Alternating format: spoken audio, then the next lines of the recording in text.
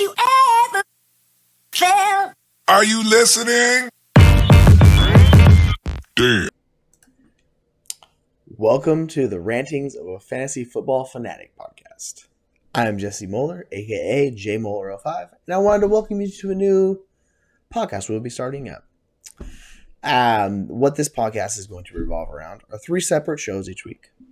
We're going to have our Dynasty Outlook show, which we'll be premiering the start of every weekend, Friday or Saturday, where we go over different aspects of the market, positions, players, what the outlook on kind of Dynasty is as a whole, where it's trending, and if we see it shifting different directions, how to take advantage of the market, which is something I'm very much a fan of. And we take it at a week-by-week basis.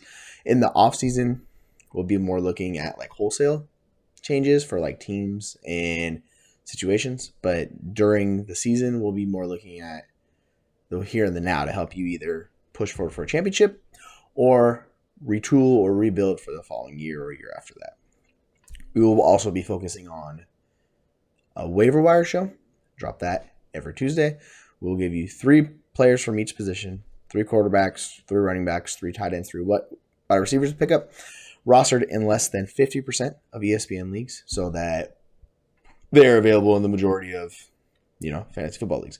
I know there are situations where Kenneth Walker was the number 1 waiver wire guy across the board. He was my number 1 ad, and this was the week after Rashad Penny got hurt. And people were like, "Oh, he's not available in my league." And I'm like, "Okay, well, just because he's not available in your individual league does not mean he's not available in everyone else's league, right?" So we're trying to make sure it appeals to everyone, so it'll be 50% or less, because we don't want to give you like an 80% guy, right? Because those guys are almost gone in every league. Our last show of the 3 will be the Sunday Takeaway show, where we look at the Sunday slate, see what happens, and kind of the good and the bad takeaways of that week. Did someone have a great game? Has someone strung together 4 or 5 great games together where their outlook for the rest of the season is looking great? Or is someone trending in the opposite direction, right? And we'll focus on those and go from there.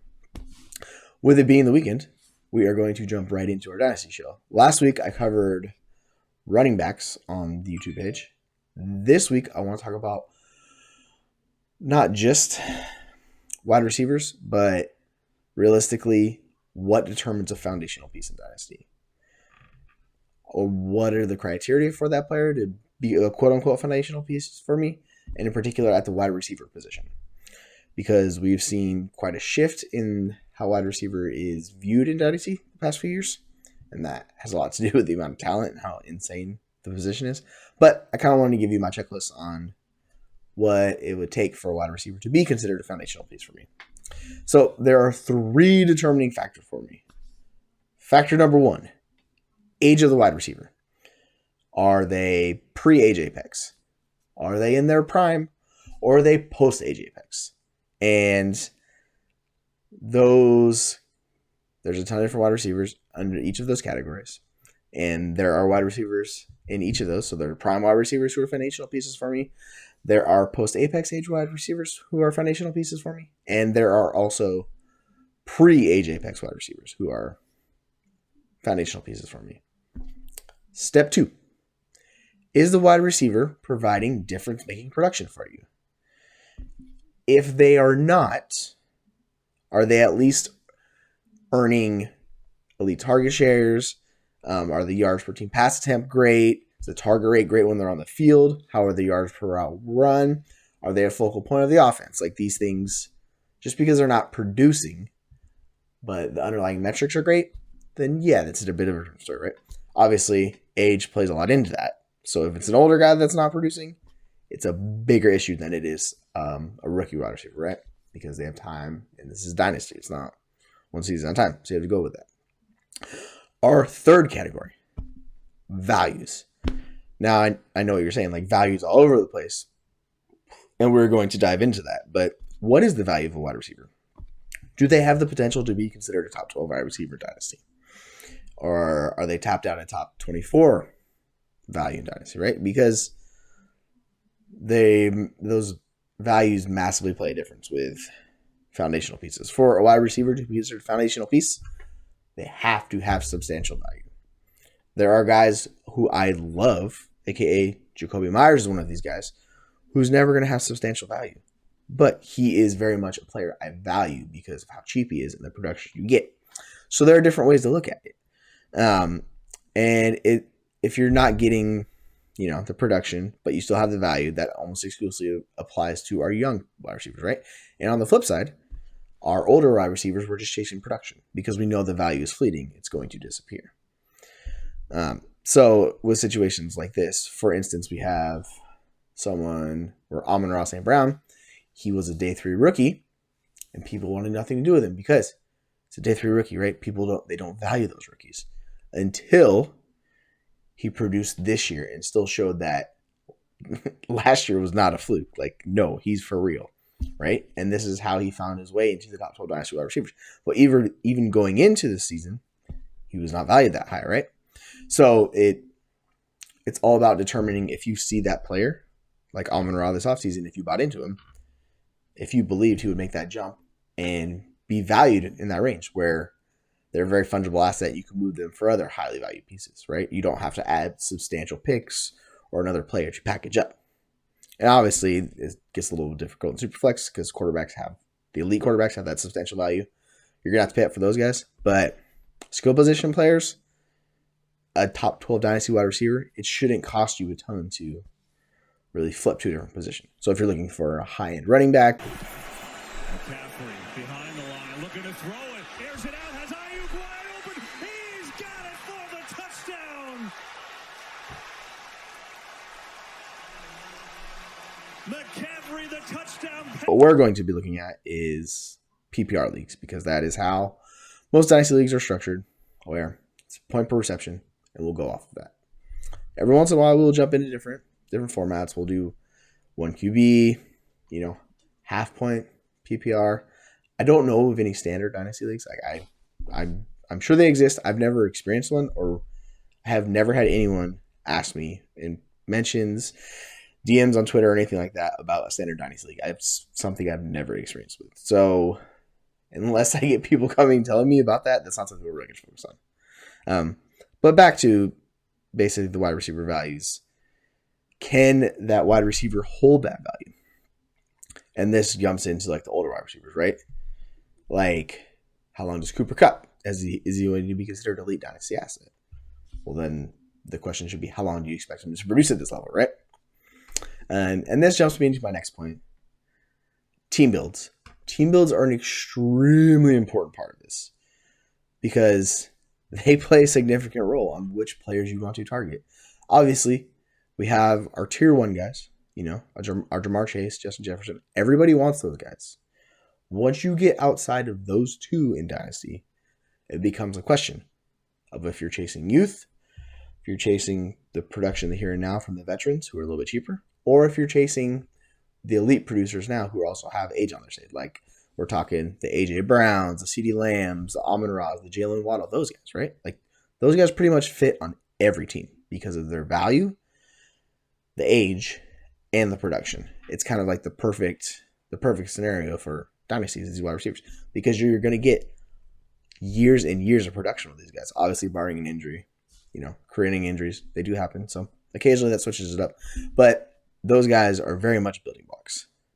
Now we have our young guys who previously have been perceived as studs, or are rookies who are putting up elite metrics and they're just not producing. So this is like our DK Metcalfs, our DJ Moores, our Drake Londons, our Garrett Wilson, players of that ilk, where the production is just not happening. They're disappointing a little bit this year for one reason or the other. Bad situation, team's not passing enough. Then by bad situation, I mean bad quarterback as well, right? And this is kind of where the dynasty market comes into place. And if you know those values of those players, it could be extremely beneficial to you as a dynasty manager. Like, the market, how it views DeAndre Hopkins, right? Or Tyler Lockett or Amari Cooper, these older wide receivers. If someone is down on those guys, you'll get them for your team. Obviously, there's guys who get boosted up by situations. The CeeDee Lambs, Mike Evans, even Treylon Burks going into the year, but this is Chris Olave right now because he has no competition. And they get the boost because everyone is anticipating it. And if they're delivering on it, like Chris Olave, I saw his his data dropped from Matt Harmon today, and oh my gosh, it was all green. His success rate on every route he ran, it was all green. It was incredible. So I'm here to announce that Chris Olave is truly an elite dynasty asset. I know people might not be into it, but yeah, I want him on every team. That's how good he is as a rookie. And like, he's playing with not good quarterback situation either. So imagine when New Orleans gets him a good quarterback, it gets even better for Olave. Even in the meantime, he's producing out of his mind. So those are the type of players we love, right? And then on the flip side, you have kind of your peak age guys, the Deebo Samuels, the Deontay Johnsons, who are actually kind of letting down this year. Deontay particularly, it's so frustrating, his situation. He's an incredibly talented wide receiver who wins on the out. He wins everywhere, actually, but he mainly plays on the outside, which is weird because he's a little bit smaller, right? But he's an alpha. And I still don't understand why he is so dramatically devalued around similar age players. And I know people, because he's doesn't give you the quote unquote upside, but last year he was a wide receiver 1, and this year's just kind of falling flat on his face. So what do you do with those type of players, right? But this is where the team builds come in. Can you roster those disappointing assets, or are you trying to win now and content? For instance, I had on one of my dynasty teams, it's my home league, I had Dak Prescott. It's a 1 QB league, so we'll just jump into all that. It's a 1 QB league. Dak Prescott. My backup was Jared Goff. I had DJ Moore, and I was just so frustrated with DJ Moore because I was starting him. I paid up for him in the offseason. I was like, I love DJ Moore. We're getting him off team. It completely backfired. So one of the teams is rebuilding. They have Kyler Murray, and they have Deontay Johnson. It's like, let me get those guys because I don't get the production this year, right? Obviously, that has not happened. I got Deontay. I threw DJ Moore, Dak, and a 23 mid-second at him. Got back Deontay and Kyler Murray. So I technically upgraded quarterback situation, and I thought I was upgrading my wide receiver situation. I do expect it to happen because the rest of the year, the schedule looks fantastic for Pittsburgh. Like, there are just those games, those points should flow. Also, Claypool's gone. It can't hurt losing wide receiver, right? So, yeah, Deontay should be who Deontay is. But, that's kind of like jumping into that. So those are some of the key factors, right? And what you need to decide for the older vets, the Tyreek Hills, the Devontae Adams, the Stephon Diggs, Cooper Kupps, the truly elite older wide receivers. And you can throw DeAndre Hopkins in there if you have him up there. I don't. He's a lower tier for me. But just because he's the oldest of that group, and the year before was a struggle. But realistically, you can throw him in there right now because Hollywood's not coming back anytime soon. And he's seen in crazy target share. But those guys, how do you value those guys? Are they worth going to get to make that splash to compete in the playoffs? Or are you drafting these guys in startups on when teams where you're looking to compete this year or the next year? Are they your foundational pieces? I would argue teams in win now mode, those are very much foundational pieces because you're getting difference-making production. And if anybody that is giving you difference-making production at any position, you can technically say they're a foundational piece of Dynasty, even if they're older, right? And you just have to accept that it's going to be a short shelf life. It might not be long.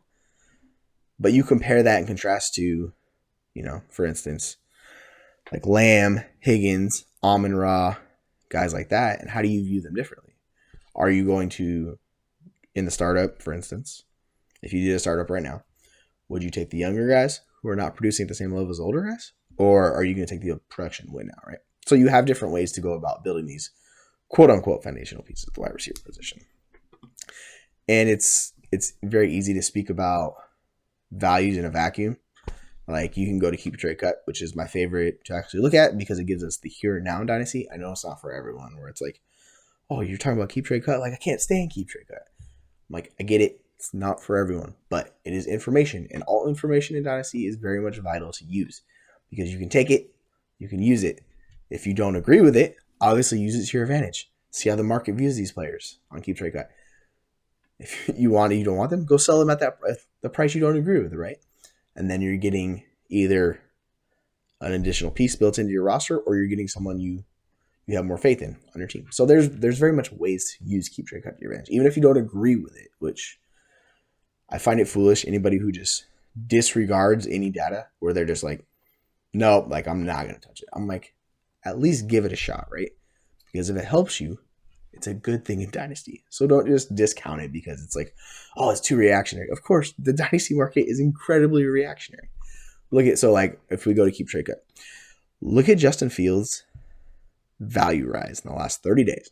He has risen almost double his point total. He is up 2,342 points. That is insane. Like, that is a ridiculous level to be on. Where he started out the year, if we were back in October, he was worth like 3,600 points, where he just cratered in value. And ever since he started to turn around, he's basically doubled it, where he's at 6,200 value. That's literally doubling your production in basically a month. That's remarkable stuff. So it shows you just how reactionary the Dynasty market is, where people are asking the question where it's like, how much gap is there between Lamar Jackson and Justin Fields? If you would have asked this last month around this time, people would have laughed you in the face. They'd have been like, I'm not doing that deal. But it just shows you how ridiculous the Dynasty market is. And this is kind of what we have to kind of be on top of as Dynasty managers. Also, one of the biggest followers, Michael Thomas. Not surprisingly, right? Because he's older. He's missed a ton of games. I had a tweet on this the other day where I was just so frustrated with Michael Thomas. And it's actually Jarvis Landry was in the tweet too. But I was just like, I just couldn't do it anymore. I was like, man, what are we doing here? So Michael Thomas has missed 40 of his last 50 games. The 50 potential games he would play, that includes this year because he's done for the season. He's missed 40 of those games. And he has an insane cap hit coming. So he's under contract for 4 years. The next 2 years is basically 28 and 27 million in cap hits. And then he's got 5 million in 2025, $3 million cap hit in 2026. So it's like Michael Thomas is going to be under contract for multiple years with New Orleans. And he was actually still really good this year. He was getting targets at like, I think 23%, which, you know, that's not bad. That's still pretty good. Obviously, it wasn't peak Michael Thomas, but, you know, he's more than likely not the same player he was. But if he can produce as a veteran, he's dirt cheap. So if you're interested in bottom barrel prices, like people are just giving Michael Thomas away for free. You could probably just throw a random third and you can get him easily. Now, obviously, people have sworn him off. So that's a different story. But that's when you kind of go against the dynasty market is when you have the most potential for value gains. So this is the people who bought into Justin Fields last month, right? Same situation. People were out. They bought in or they held on. Guess what? They've seen a tremendous value rise. So now you can do anything with those assets, right? If they hit. So that's, I know everyone wants to say it's like an echo chamber, but you kind of have to take yourself away from the echo chamber. But back to kind of our spiel on wide receivers. With these foundational pieces, right? How heavy do you want to go with wide receivers? And also, like, comparing to other positions. Are you comfortable building a team that is your, like, the definition of robust running back, but a wide receiver, right? Where you just go wide receiver heavy? Are you okay relying on the wide receivers to be your anchors? And then take a hit at other positions, right? Because, yeah, you can build a super team. 90% of the time, you're not going to have a super team, right? For whatever reason. Maybe there's a couple other really good managers in your league, or, you know, you miss out on a couple deals, however it goes. And you need to determine where you're going to take the hit. So maybe you go heavy wide receiver. Maybe you have a team with, you know, Jefferson. You have Diggs. You have Hopkins. You have Lamb. And you have A.J. Brown, right? You have your star 3 wide receivers and you have your 2 flexes. And then say you have a pretty good quarterback. Say you have, you know, Dak Prescott. And you decide, where am I taking the value hit from there? Do I take it at tight end? Do I take it at running back? But realistically, are you comfortable with wide receivers being the anchors of your team? Because not everyone is. And this is the biggest shift in Dynasty you'll notice with people valuing wide receivers, where redraft, you know, everybody still wants running backs, but once you get in Dynasty, people are like, it's multiple years. I can't invest in these running backs. And yeah, it makes sense because wide receivers are much safer year to year. Unless you get to the older aspects, you know, like Michael Thomas, DeAndre Hopkins, those guys, like, if they lose a season like Thomas has, they're done. But if you have, you know, someone in the pre-AJ Apex or post-AJ Apex or whatever. It's like a completely different thing. So, for instance, Garrett Wilson, his value is not going to tank unless it's an Elijah Moore situation. And that's different because Elijah Moore has just been excommunicated from the offense. So they will hold value, these rookie wide receivers, for up to 3 years. If you don't hit in year 3 and you have a good pedigree, your first round pick, they're going to hold value. So they're very safe, right? And obviously they can completely flop, but all they have to do is just show signs of life and not completely tank. And you'll be okay. Obviously, there's Nikhil Harry, guys like that, where it's just complete faceplant, and then you're kind of cooked. But even with players like him, you could have got out after year 1 and sold him for like a late first round pick, right? So they still hold on to the value. It's not like a running back situation where it's Trey Sermon. Like, he was cooked, and he lost his value almost instantly, right? Because people saw he got replaced. He never saw the field. It was over. So this is kind of the whole thing about wide receivers. Like, they're very safe assets, but there's so many wide receivers that the values kind of get switched together unless you get to these difference making assets. So realistically, if someone's not a top 24 wide receiver dynasty-wise, they better give me a lot of production. Or there better be a path for them to be a top 24 dynasty wide receiver. Otherwise, like, I would not consider them a foundational piece or a building block asset because, like, I need either one of the two. I need value or I need production. Or realistically, I need both. Like, those are the best ones. So, for instance, you have Drake London. He's on Keep Trade Cut. He's currently wide receiver 15. Now, his value has fallen back to what it was before the season. So, hasn't lost you anything. He's just chilling. It sucks because you can't really start him because the situation is so awful. But that value is going to hold. And we've already seen enough from him where he's showing he's earning like elite target shares and he's a focal point of the offense. His value is not going to completely tank. Even if they bring in someone else, it doesn't really matter. The only thing that would really nuke them is if next year you're still not getting production, then the value is going to kind of tank a little bit. But you have, the beginning of the year, you still would have time to get out, move them if you really wanted to. Or you can move them in the offseason if you're really that worried. You can get a haul for them, right? So it's up to you to decipher what you want to do. I saw a deal today in one of my leagues where someone sent Tyreek Hill to a contender, and the contender sent them Drake London straight up. And I was like, wow, that is crazy. Like, if I had Hill, I would want a little additional because I'm moving that so much production. But, like, I get it betting on Drake London. Like, it's a very smart bet to make. And you, especially if you're rebuilding, it's like, why not? It's the same reason why you go buy Breece Hall, the running back, right? Because he comes back and performs next year and shows he's okay. Skyrocket value. So that's kind of what you keep in mind with those guys. But you get down to like Marquise Brown. He's actually my highest wide receiver. So I'll take you guys to Dynasty Planet and show you my top wide receivers. It's kind of a mixed bag. I'm in 12 Dynasty leagues, so I usually don't go above like a third. If I'm pushing above a third on a player, there's either insane value or I am incredibly invested where I believe this player is significantly undervalued for it. And that's Hollywood Brown for me. He's rostered in 50% of my Dynasty leagues. Now I know you're saying 50%, that's a lot. Yeah, I actually had higher percentage and I had to cut down a little bit because I was like, this is getting out of control. Because if he gets injured, which is what happened, it kills your portfolio, right? So I used a deal for the offseason and I got DJ Moore for him. But yeah, I kind of went on just a buying spree for Hollywood Brown this offseason because he was discounted and it didn't make any sense to me. Like, the production was there. He was like 11th in expected points last year and he was balling out this year, right? Like, he was being an elite dynasty asset wide receiver. And he got hurt and that's unfortunate, but whenever he comes back, it's going to be him and DeAndre Hopkins running that offense. So, like, I'm not really worried about either one of them because they can coexist because they're on different positions. Then we have like our Will Fuller. Oof, what a rough. And he was just so cheap. I was like, I will bet on it. And who knows? Once Watson comes back, maybe Fuller comes on the team, and you get a little value boost and I can sell him then. Then we have the cheap cooks. We have Deebo Samuel, Michael Thomas, Paris Campbell, Samori Torre, just a cheap flyer to throw where he was literally free in leagues. Treylon Burks. Those are all my guys rostered in 33% or above. You can get down to 25%, which is basically 3 leagues. There's like the Keenan Allens, the Mike Evans, Tyler Boyd's, Wandale's, stuff like that. We go down the list, blah, blah, blah, blah. But realistically, I'm giving you my most rostered Dynasty wide receivers and the ones I target. You'll notice there's not a Justin Jefferson, there's not a CeeDee Lamb, there's not an A.J. Brown on that high list. Like my most of these guys, Hollywood Browns probably has the most value. Like it's actually Treylon Burks, but they're right next to each other.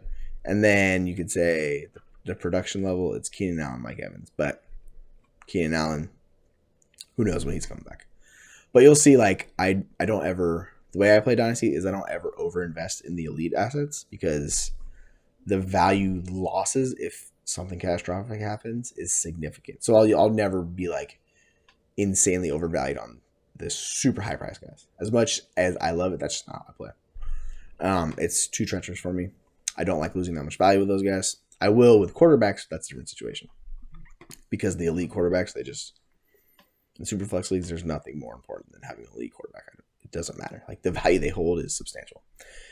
But I will happily move along, and I'm okay moving off of or moving into a guy that I believe is, a potential building block asset.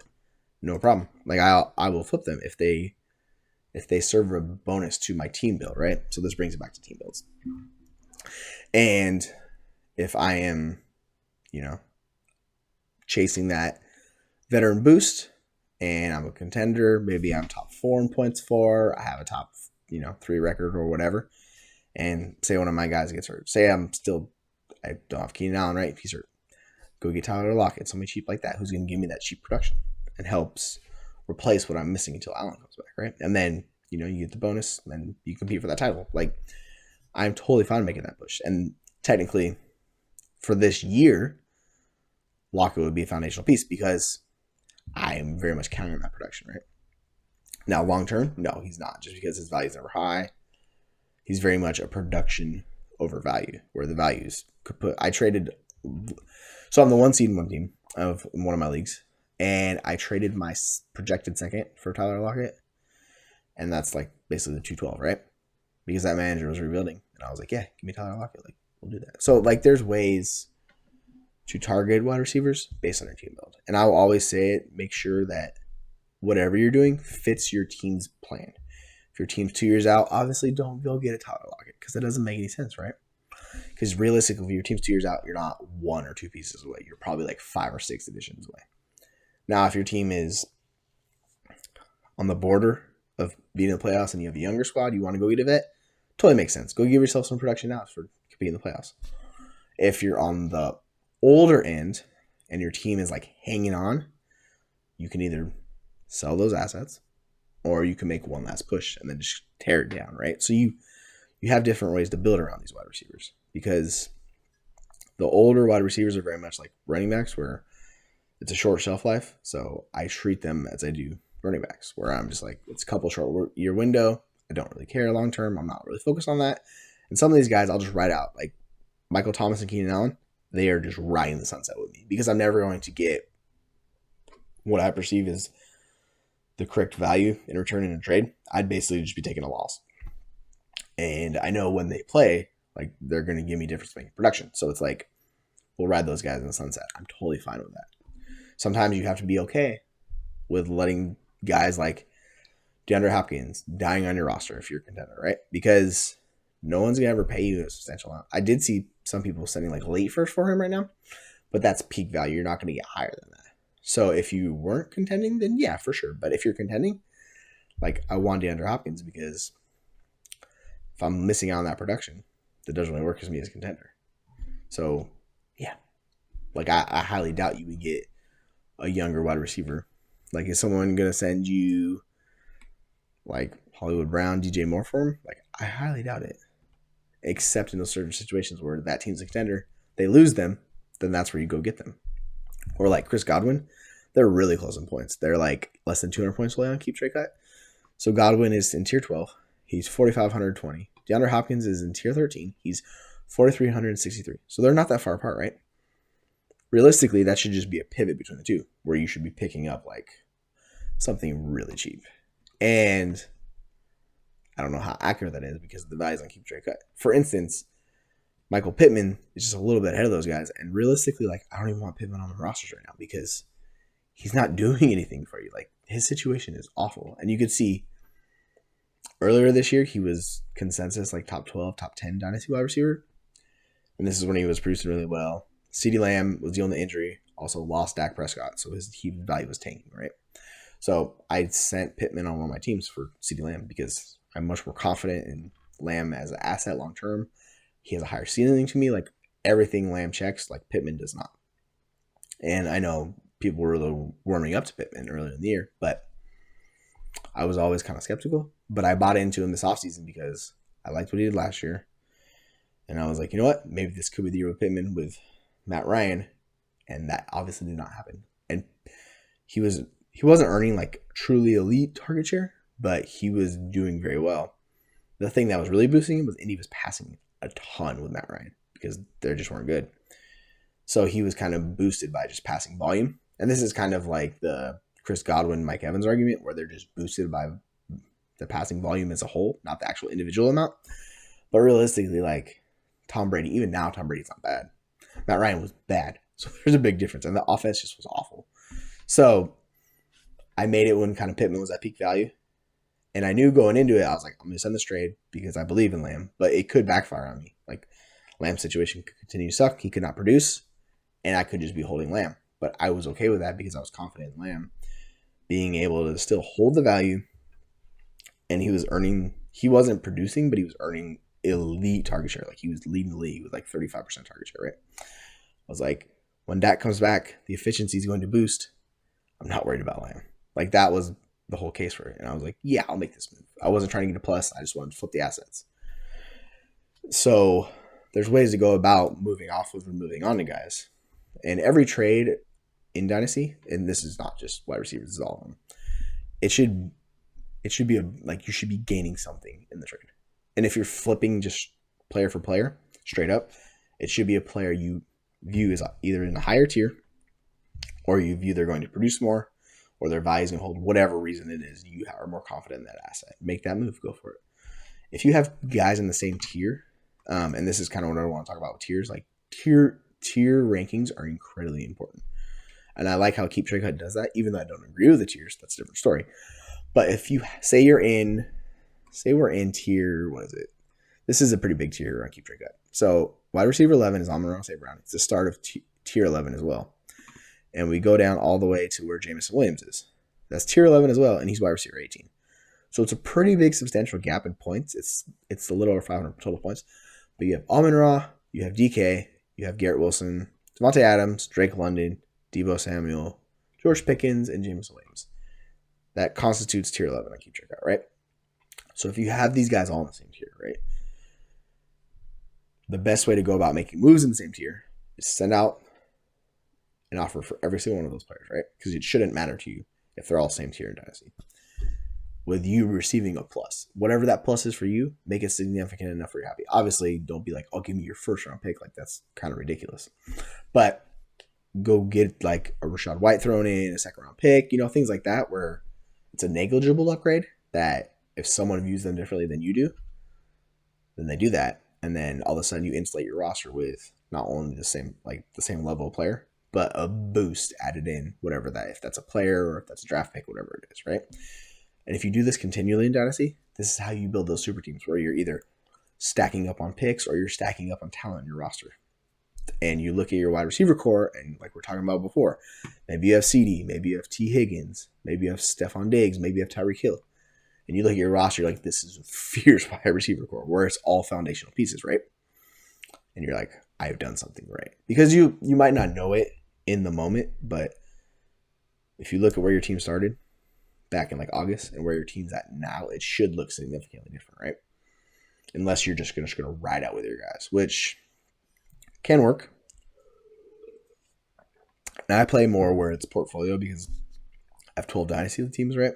And I very much enjoy doing that. So I more treat them as assets than I just like, and even like Hollywood Brown, like I'll move him in deals, whatever. He's my most rostered wide receiver. I don't really care.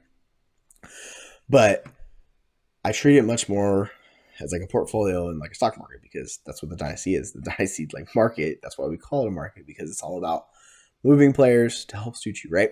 So if their stock is shot up sky high, maybe it's time to sell.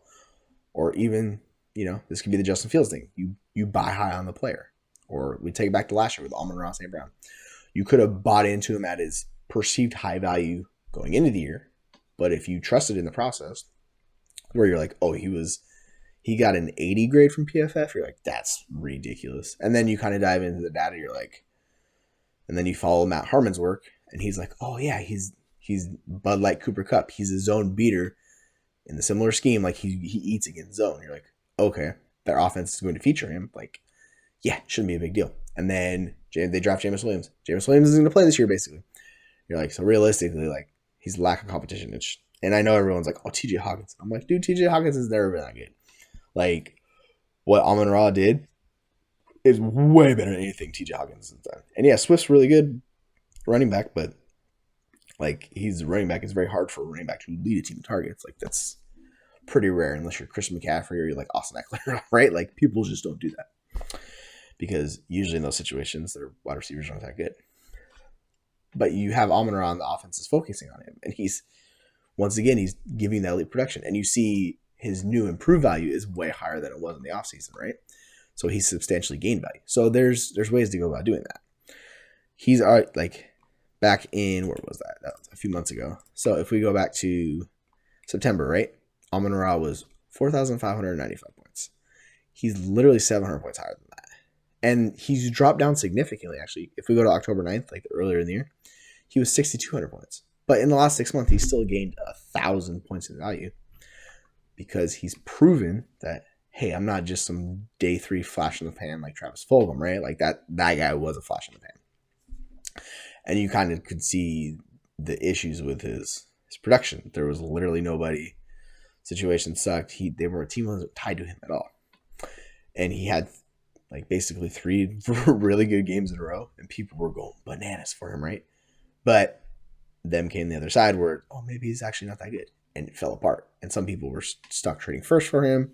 Like, people went bonkers. And that's the other side of the coin. So, like, with the Amon-Ra thing, maybe people thought he was going to fall on his face. But he put together a much better season than anything like that Fulgham has ever done, right? So it's kind of knowing how the market's going to treat a player. Or not knowing. At least you guess and you expect to see how they're going to do it. And then you take how you see that player. If it doesn't line up with the Dynasty market, obviously there's a discrepancy. Either it's going to turn that player into a buy, it's going to turn that into a sell, or maybe you just want to hold because you're like, you know what? I don't want to get rid of this player because they're too good. And that was like the people who held on Tyreek Hill, or the people that bought in because people were like, oh, he's going from Kansas City and Mahomes to, he's going to Tua, and Tua's nowhere near the player that Mahomes is. Well, the issue is, like, Tyreek Hill's a freaking stud, and he is just basically like the wide receiver 1 this year. He's been a monster. So it's like, well, if you bought in, like, you made the correct choice because you bet on the talent's winning out. By the way, it's pretty crazy that both Tyreek Hill and Jalen Waddle are top 5 wide receivers in Dynasty. That is extremely rare territory. Like, where's T. Higgins? I know T. Higgins at some point was really close to top 5 wide receiver in Dynasty. I don't think he ever hit it, but yeah. So he actually hit it in September. So there was a point where earlier this year, both Bengals wide receivers were top 5 in Dynasty, but they've just been replaced by the Dolphins wide receivers. But it's not like T. Higgins is bad. He's still top 10. So it's like, yeah, he's wide receiver 10. So, oh yeah, they're both still top 12.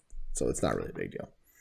But because the situation's so good for both of those wide receivers, and it's such a concentrated target share, like, it doesn't matter. It's like the stuff Jalen Waddle and Tyreek Hill are doing it's mind blowing. So they're allowed to eat because both of them just are studs, right? So that's kind of what you have to determine a lot of times in dynasties. Is the player worth it?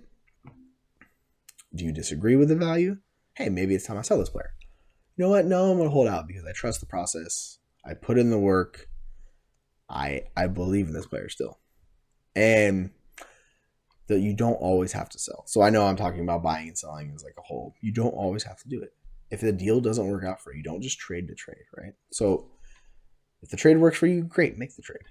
But if someone's like, here, I'm going to give you, Chris Olave, give me CeeDee Lamb and a first. You're like, why the heck would I do that? That makes no sense, right?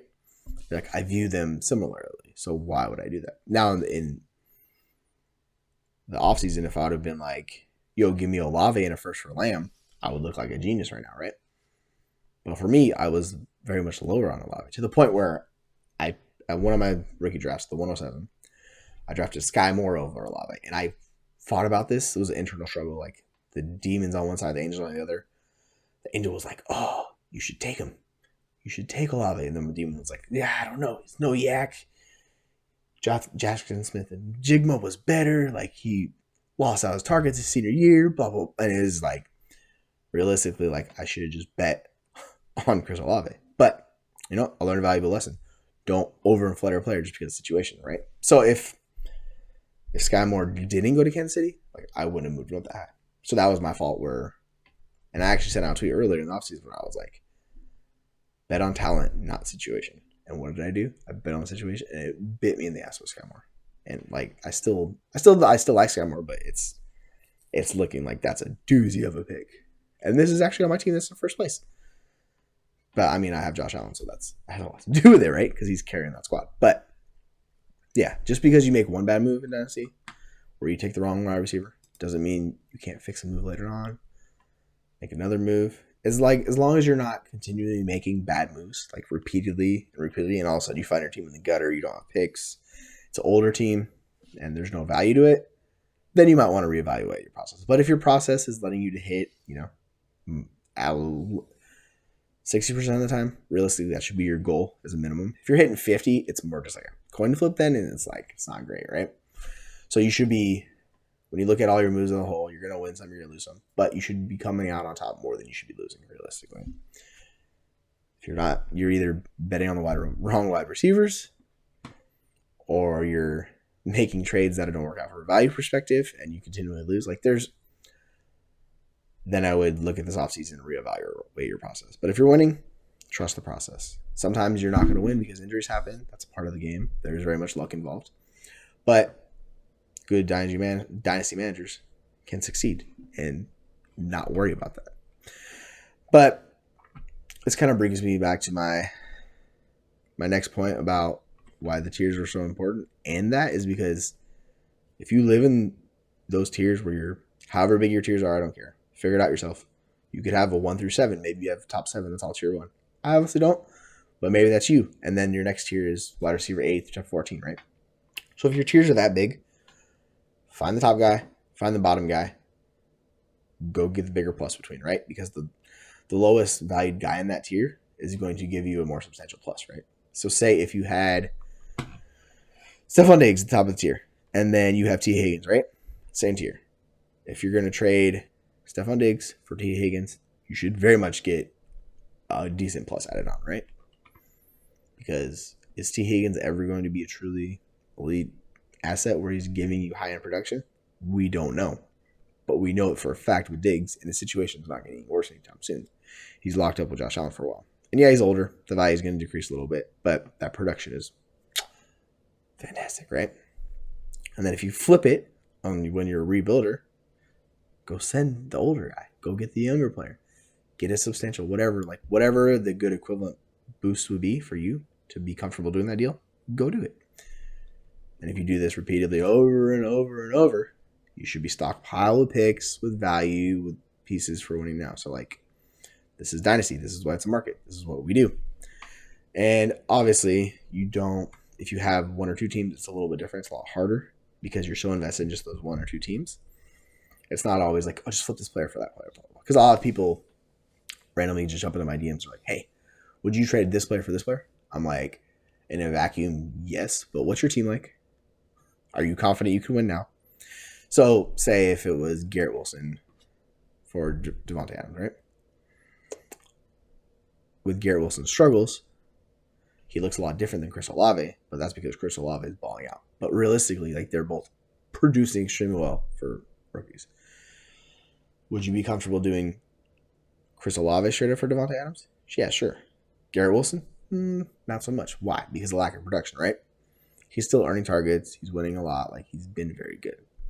So that's where there's a difference between the two. And some people, I was in one of our Slack groups, I was talking today, and somebody was like, I still have Garrett Wilson above Chris Olave. I was like, that's surprising. Why? He goes, because I believe in the talent. And I was like, well, if you believe in the talent, you could realistically get a pretty substantial plus added on to Garrett Wilson from Chris Olave right now, right? Because there are almost 800 points. Is that what it is? Oh, baby. No, it's 600 points. So there's a 600 point difference. But they're separated in tiers. 2 separate tiers in between. So, if you want to make a move like that, now's a damn good time. Because I don't know how much higher Chris Olave can climb in these rankings. But is he ever going to be a top 2 Dynasty wide receiver? No. What's his peak? Is it Dynasty wide receiver 3? Yeah, I can very much see that.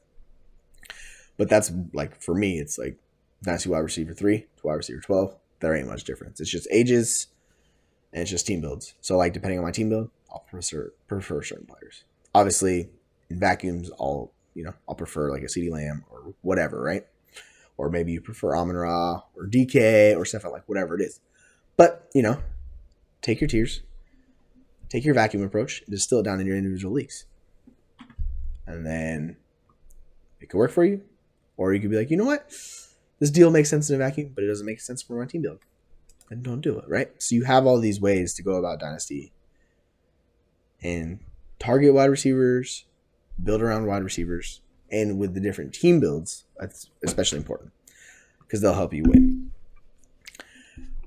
So I wanted to thank you for joining me on our initial first podcast on the show. Come Sunday, we will be moving on to our Sunday takeaways. But next week, we are going to be talking about tight ends and the Dynasty outlook on tight ends. So I want to thank you guys for coming in, and I look forward to seeing you all next week. Take care. Have you ever felt? Are you listening? Damn.